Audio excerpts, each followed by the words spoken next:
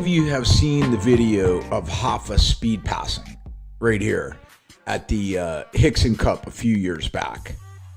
And, having rolled with him so many times and, sat in so many classes, what's really interesting for me is that this type of passing is so technical that it's very difficult to teach. And in fact, for me, at least, it was very difficult to learn, in the respect that it's not built on a specific move. So I think of passing in two main different ways. And one is this type of speed passing. And the second is like an entanglement passing. Once you're dealing with grips, you're getting grips. This type of passing right here is all no grip passing. As soon as someone gets grips, you've either got to break the grips or deal with a different type of passing. As we go forward with passing, we can really look at it like a flow chart. Do I have grips? Does the opponent have grips? If yes, then you're going to be doing entanglement passing.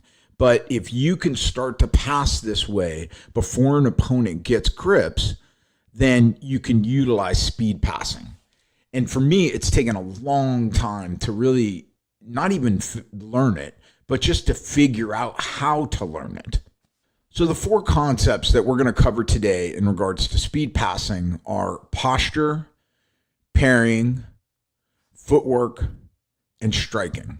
Now, if you think about those four concepts, or at least how I think of those four concepts, what's so cool is more than any other aspect of jiu-jitsu, speed passing is like samurai fighting. And I love that for numerous reasons. One, because I love samurai movies. Kurosawa to the death, Star Wars even. But as I've researched the topic of jiu-jitsu over the years for books and articles and podcasts, one theory that's come up, and no one knows for sure, but it's believed that jiu-jitsu was developed by samurai for when they're on the battlefield and would lose their swords. Now, the first speed passing concept that we're going to go over is posture. This is really one of the most important freaking concepts in all of jiu-jitsu and probably all martial arts and sports, which is you have to have perfect posture, or at least as close to it as you can get. But first and foremost, speed passing starts with the feet. And one of the things that I learned from Rafa, one of the details that he was just, and Guy, that they were just so adamant about was staying on the sides and insides of the soles of your feet so that you're dynamic. If you're on your heels, you're not going to be able to move. You're obviously, so the pivot point for passing is from the insides of the feet to the toes up. Now, the second concept for speed passing is parrying. And this is where it really gets like sword fighting. And if you think about it, we can't allow our opponent to get grips. So as we're moving, we've got to constantly be blocking in three different ways. First off, we're blocking with our hands as soon as our opponent reaches to get a grip on our sleeve or on the collar, immediately breaking, right? The second thing that we're blocking is our opponent's legs. So as I am passing, and this to me is the most difficult aspect of speed passing, is developing the eye-hand coordination. And this is where it's not like a move. And this is where it's very difficult to teach in a class, because it's something that I can teach you, or Rafa can teach me, but I've got to go home and practice this. I got to practice this with one of my drilling partners. And that's what I do. Every time I warm up, I'm going through the drills to develop this eye-hand coordination. And so we're blocking the feet. As I'm moving to the side, my opponent is going to kick over a leg to re-guard. I've got to catch that leg. And I can tell you that for me, the more I do, the more I practice speed passing, the quicker I get. When I roll with Rafa, the moment my leg even comes up an inch, his hand is already there, like a Jedi. So he is already there, but that's not just like some innate thing that he was gifted. Hoffa trains and drills relentlessly. Another thing that I like to do is, as I'm using this pummeling, I will make sure that I'm blocking my opponent from entering underneath me. So I'm blocking with my shins as I'm moving. So after a while, you'll start to integrate these things like the movement, where we're moving slowly side to side. We also, at the same time, as we're moving and we're passing, we need to be lifting our legs. So as an opponent grabs to get an ankle for De La Hiva or grab our pant grip, which if someone grabs your pant grip, it's over. You're done with speed passing.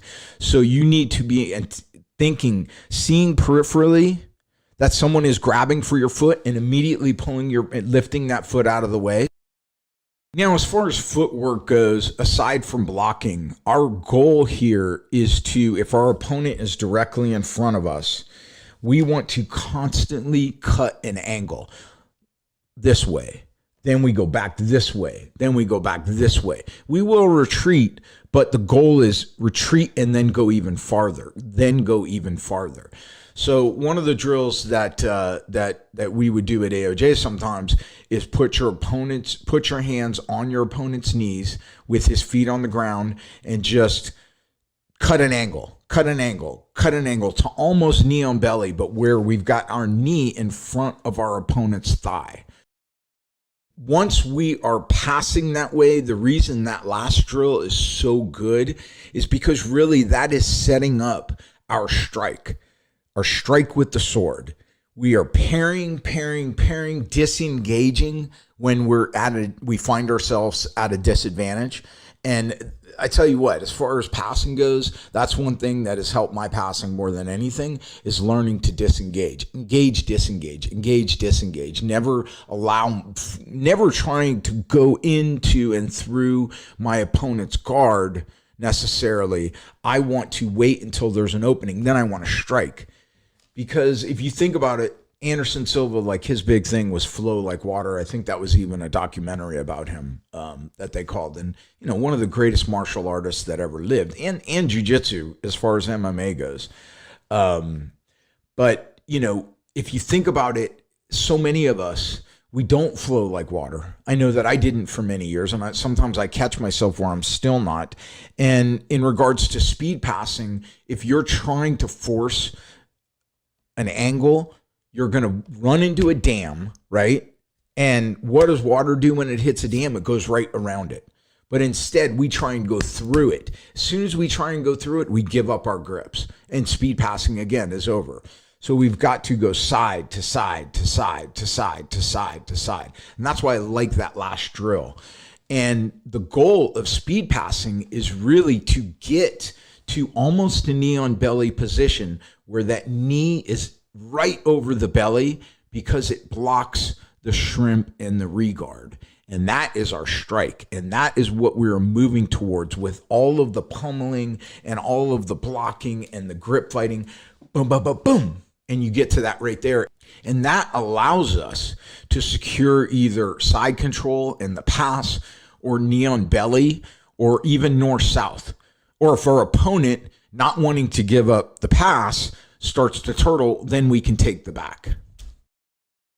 Anyhow, those are the 4 concepts of speed passing. This is definitely a system that must be drilled in all of these aspects. And then slowly, it's not going to work for you in sparring right away.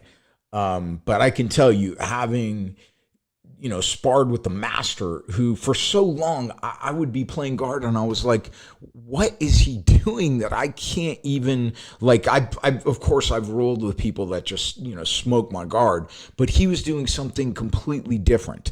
And it took me a while to figure out what it was. And I realized that, 80-90% of it, we all focus on initially the dancing and the footwork, but it's so much of it is the pummeling and the catching of the legs before they can even come up and pose a threat. That's where this whole system works together. These concepts like revolve around each other, like electrons around like a neutron, right? And so after a while, it's all flowing and we got this system called speed passing.